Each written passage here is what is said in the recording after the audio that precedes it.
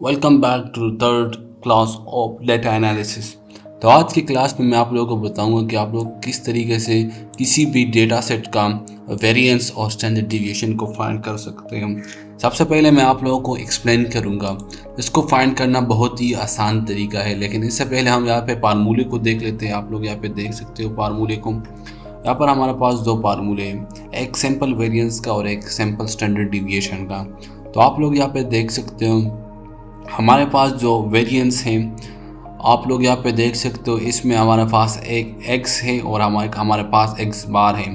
तो इसमें x जो है ये हमारे पास डेटा सेट्स की वैल्यू है। यहाँ पर आप लोग देख सकते हो ये हमारे पास क्या है, वैल्यू ऑफ x है। और x बार जो हमारे पास क्या है, ये हमारे पास एवरेज है इन सारी वैल्यू का। तो एवरेज को आप लोगों को पता है, आप लोगों ने किस तरीके से फाइंड कर देना है। सिंपली आप लोगों ने एवरेज टाइप कर देना है और यहाँ से फिर सिलेक्शन करके आप लोगों ने एवरेज फाइंड कर देना है, जो कि हमारे पास x बार आ जाता है। हमारे पास किस चीज़ के बराबर है, 5482.60। ये हमारे पास इस वैल्यू का बराबर है। तो सबसे पहले हम क्या कर लेते हैं, फर्स्ट स्टेप जो हमारे पास सिंपल वेरिएंस में होता है, हम इसकी डिस्टेंस को मेजर करते हैं कि हमारे पास जो ये ऑर्डर वैल्यू है ये हमारे पास मीन से कितना दूर है। तो इसको हम किस तरीके से करेंगे, तो सबसे पहले हम यहाँ पे इज इक्वल टू लिख देंगे और यहाँ पे इस पे क्लिक करके फिर माइनस साइन पे क्लिक करें, क्योंकि हमने x बार से x इस वाली वैल्यू को किससे माइनस करना है, x बार से कर देना है। तो सबसे पहले हमने यहाँ पे इस वाली को सेलेक्ट कर देना है, फिर इसके बाद माइनस सेलेक्ट कर देना है, क्योंकि सबसे पहले हमारे पास यहाँ पे क्या जाते हैं, वैल्यू ऑफ x आ जाती है। फिर इसको हमने माइनस किया है और इसके बाद हमारे पास क्या आ जाता है, x बार आ जाता है।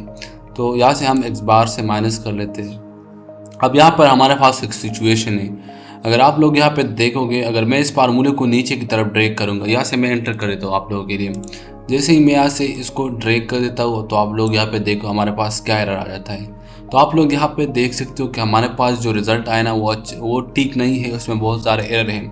तो इसको अभी हम फिक्स कर लेते हैं। फिक्स किस तरीके से करेंगे, हम चाहते हैं कि ये वाला जो है, ये हमारे पास जो एवरेज आया है या मीन आया है, ये हमारे पास चेंज ना हो जाए, और ये वाली वैल्यू जब हम फार्मूले को ड्रैग करें तो हमारे पास चेंज हो जाए।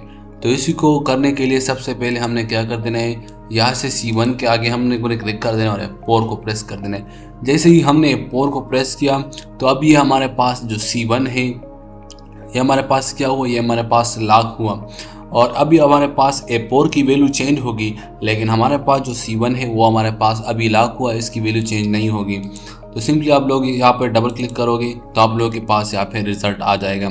कुछ वैल्यू आप लोग यहाँ पे देख सकते हो माइनस में है और कुछ वैल्यू आप लोगों के पास प्लस में आई है। अब हमारे पास दूसरा स्टेप क्या है, अभी x माइनस एक्स बार का हम लोग क्या लेना है, स्क्वायर लेना है। तो इसके लिए हम स्क्वायर किस तरीके से लेंगे, सिंपली आप लोगों ने इज इक्वल टू टाइप कर देना है, इस पे क्लिक कर देना है और इसके अलावा आगे आप लोगों ने कैरेट साइन आप लोग 6 के ऊपर दोगे तो आप लोगों के पास ये वाला ऑप्शन मिल जाएगा, और फिर इसके बाद आप लोगों ने 2 टाइप कर देना है और एंटर कर देना है। तो आप लोगों के पास इसका जो स्क्वायर वैल्यू है वो आ जाएगी। तो सिंपली इस फार्मूले को हम ड्रैग कर लेते हैं यहाँ से। तो आप लोग देख सकते हो आप लोगों के पास क्या आया, हमारे पास x माइनस एक्स बार आ गया, ये हमारे पास x माइनस एक्स बार होल स्क्वायर आ गया। तो ये हमारे पास दोनों स्टेप कंप्लीट हो गए।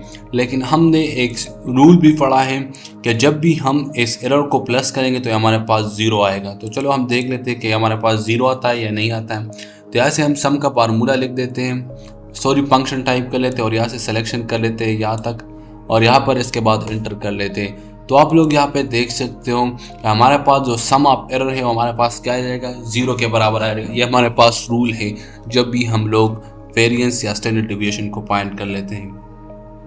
इसके बाद हमने इसका स्क्वायर फाइंड करना है। तो इसको हम किस तरीके से फाइंड करेंगे, इसी के लिए भी हम लोगों ने क्या कर देना है, इस वाले फार्मूले को यहाँ से हटा देना है। यहाँ से हम लोगों ने जो स्क्वायर ऑफ एरर आ रहे हैं उसको भी सम अप कर देना है। तो यहाँ से सम का फंक्शन लगाए थे और यहाँ से हम इस सारे को क्या कर लेते हैं, सम कर लेते हैं। तो हमारे पास जो वैल्यू आ गई है वो आप लोग यहाँ पे देख सकते हो, हमारे पास स्क्वायर एरर का जो सम आया है वो हमारे पास ये आ गया, ठीक है। अब इसके बाद हम लोगों ने क्या कर देना है, आप लोग यहाँ पे फार्मूले पे देख सकते हो हमारे पास जो सम ऑफ स्क्वायर आया है इसको हमने डिवाइड कर देना है n-1 पे।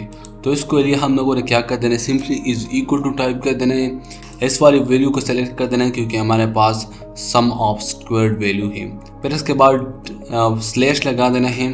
अब यहाँ पर एक प्रॉब्लम आएगी, अगर आप लोग यहाँ से n जो है हमारे पास कितने मैनुअल कर लेते हैं, चलो तो यहाँ पर 2 3 4 5 6 7 8 9 10, तो हमारे पास 10 वैल्यू है। ठीक है, यहाँ से मैं इसको डिलीट कर देता हूँ और यहाँ पे मैं 10-1 लिख देता हूँ। तो आप लोग क्या सोचेंगे, हमारे पास जो रिज़ल्ट आएगा वो ठीक आएगा। तो आप लोग यहाँ पे देख सकते हो कि हमारे पास ये वाला रिज़ल्ट आ गया जो कि गलत है, और सही आंसर जो वेरिएंस का आता है वो हमारे पास ये वाला आता है। तो मैं सबसे पहले आप लोगों के ये फंक्शन जो है एक्सप्लेन कर देता हूँ। अगर यहाँ पर हम क्या कर लेते, ब्रैकेट लगाए थे, यहाँ से हम ब्रैकेट लगाए थे और इसको इस तरीके से कर लेते, तो अभी जो आंसर है वो हमारे पास ठीक आ गया। लेकिन यहाँ पर मैं आप लोगों को एक पॉइंट समझाना चाहता हूँ। अगर आप लोग यहाँ पे ब्रैकेट में नहीं क्लिक करोगे तो ये हमारे पास क्या कर लेता है, जो सबसे पहले स्टेप हमारे पास होता है वो हमारे पास क्या आ जाता है, C4 डिवाइडेड बाई 10, फिर इससे 1 को माइनस कर लेते हैं। चलो देख लेते हैं, C4 और 10 हमारे पास क्या गया, ये वाला आ गया। फिर इससे हम अगर एक को 1 भी कर लेते हैं, -1 कर लेते हैं, तो हमारे पास इसके बाद ये कर लेता है। लेकिन अगर हम इसके सामने ब्रैकेट लगा लेते हैं 10-1 और फिर इसको ब्रैकेट में क्लोज कर लेते हैं, तो सबसे हमारे पास कौन सा फंक्शन अप्लाई होता है, तो सबसे पहले हमारे पास ब्रैकेट के जो अंदर है वही फंक्शन परफॉर्म होते हैं अकॉर्डिंग टू मैथमेटिकल रूल्स। तो यहाँ पर हमारे पास 9 आ जाएगा और इस C4 को अगर हम 9 पे डिवाइड करेंगे तो हमारे पास जो आंसर आएगा वो हमारे पास सही आएगा। तो आप लोग यहाँ पे देख सकते हो कि हमारे पास जो आंसर आया वो हमारे पास ठीक आ गया। इसको हम एक और तरीके से भी कर सकते हैं। अगर हम यहाँ पे ब्रैकेट लिख दें और यहाँ से काउंट का फार्मूला लिख दें, फिर इसके बाद क्या कर ले, हम यहाँ से स्क्वायर्ड वैल्यू की सिलेक्शन करें, इस वाली वैल्यू की भी हम सिलेक्शन कर सकते हैं और इस वाली वैल्यू की भी हम सिलेक्शन कर सकते हैं, कोई मसला नहीं, क्योंकि हमने यहाँ पे सिर्फ नंबर फाइंड कर देने। अगर हम यहाँ से काउंट करें 2 3 4 5 6 7 8 9 10, तो इस तरीके से भी कर सकते हैं और यहाँ से भी काउंट कर सकते हैं 3 4 5 6 7 8 9 10, तो दोनों से हम कर सकते हैं, दोनों में आप लोगों को बताऊंगा।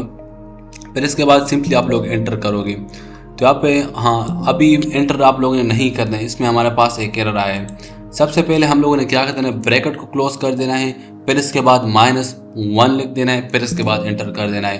तो अभी आप लोग यहाँ पे देख सकते हो हम लोगों ने जो ब्रैकेट है उसको क्लोज नहीं किया, तो इसके बाद आप लोग यहाँ पे देख सकते हो एक रेड वाला कॉलम ब्रैकेट है और एक रेड वाला। तो हमारे पास रेड वाला जो है वो तो क्लोज हो चुका है, लेकिन जो ब्लैक वाला है वो अभी क्लोज नहीं हो चुका है। तो सिंपली आप लोग यहाँ पे टाइप कर देना है ब्रैकेट, तो आप लोगों के पास ये वाला भी क्लोज हो जाएगा और इसके बाद एंटर करोगे तो आप लोगों के पास आपका आंसर आ जाएगा। तो इस तरीके से भी आप लोग ऐसे फाइंड कर सकते हो।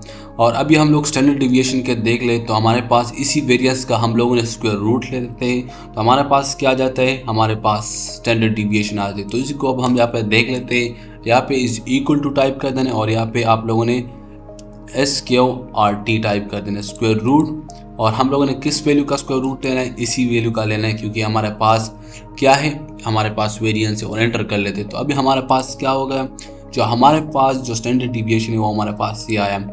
ये तो था, मैं आप लोगों को बेसिक समझा रहा था। अगर आप लोगों ने किसी भी डाटा सेट में आप लोगों को थोड़ा सा बैकग्राउंड नॉलेज दे रहा था कि वेरिएंस और स्टैंडर्ड डिविएशन किस तरीके से काम कर सकते हैं। अभी आप लोगों ने इसको डायरेक्ट भी एक कमांड की मदद से आप लोग यहाँ पे क्या कर सकते हो, उसको काउंट कर सकते हो। सिंपली आप लोग यहाँ पे इज इक्वल टू टाइप कर देना और VAR, और इसके बाद सिंपली आप लोगों को 2 ऑप्शन मिल जाएंगे। अगर आप लोग पॉपुलेशन की कर लेते हो तो आप लोगों ने P टाइप कर देना है, और आप लोगों ने वेरिएंस सैंपल का कर देना है, तो सिंपली अगर आप लोग इसको नीचे की तरफ स्क्रॉल करोगे सैंपल का मिल जाएगा। तो सिंपली हम यहाँ से इस पे मैंने टैब पे क्लिक कर दिया, फिर इसके बाद सिंपली मैं यहाँ से सिलेक्शन कर देता हूँ और यहाँ से एंटर कर देता हूँ। तो आप लोग यहाँ पे देख सकते हो कि हमारे पास इसका आंसर और इसका आंसर हमारे पास क्या है, बिल्कुल सेम आ गया। अब इस स्टैंडर्ड डिविएशन को हम फाइंड कर लेते हैं, उसको रूट भी नहीं लेते, डायरेक्ट फाइंड कर लेते हैं। सिंपली आप लोगों ने यहाँ पे क्या कर देना है, STDV को टाइप कर देना है, लेकिन इससे पहले आप लोगों ने इज इक्वल टू और फंक्शन अभी लिख देना STDV। तो अब भी आप लोगों को यहाँ पे पॉपुलेशन और सैंपल का ऑप्शन मिल जाएगा। तो यहाँ से हम पॉपुलेशन की नहीं करें क्योंकि हमें एग्जैक्ट पॉपुलेशन नहीं पता है, तो हम यहाँ पे से सिंपल पे क्लिक कर देते हैं। फिर इसके बाद हम यहाँ से सिलेक्शन कर लेते हैं, और यहाँ से हम क्या कर लेते हैं, एंटर कर लेते हैं। तो अभी आप लोग यहाँ पे देख सकते हो कि हमारे पास इसका आंसर और इसका आंसर हमारे पास बिल्कुल सेम आ गया। तो इस तरीके से मैंने आप लोगों को पूरी चीज़ें समझाई कि तो इस तरीके से हम किसी भी डेटा सेट में स्टैंडर्ड डिविएशन और वेरिएंस को फाइंड करते हैं। तो उम्मीद करता हूँ दोस्तों ये वीडियो आप लोगों को पसंद आई, उसको ज़्यादा से ज़्यादा शेयर करें, लाइक करें और कमेंट करना ना भूलें। दुआ में याद रखें। वस्सलाम, मिलो एक नई वीडियो के साथ जिसमें हम सेंट्रल लिमिट थ्योरम को डिस्कस करेंगे।